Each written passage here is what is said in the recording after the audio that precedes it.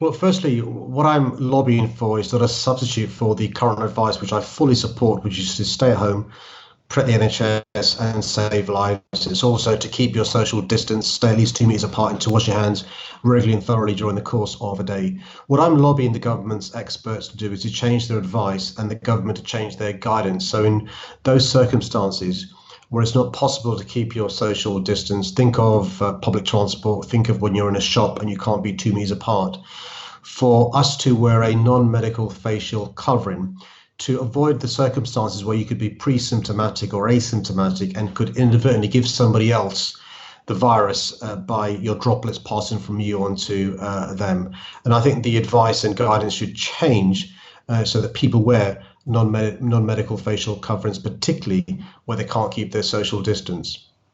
It's clear to me is speaking to colleagues around the world.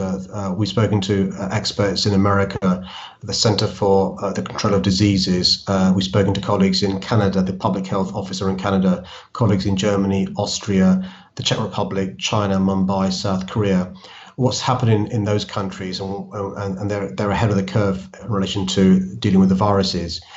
They've been recommending people use a non-medical facial covering when they can't keep their social distance for understandable reasons. Sometimes it's difficult, even now, with reduced usage of buses and the tubes and the trains and in some shops, for you coming into close proximity with somebody else.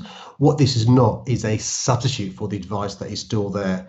Stay at home, keep your distance. But what we know it can do is, although it may not limit your chances of catching the virus if you're wearing a non-medical facial covering, what it can do if you wear the non-medical facial covering is reduce the chances of you inadvertently giving somebody else the virus. And for it to be effective, many of us would have to wear it, all of us would have to wear it, particularly where you can't keep your social distance.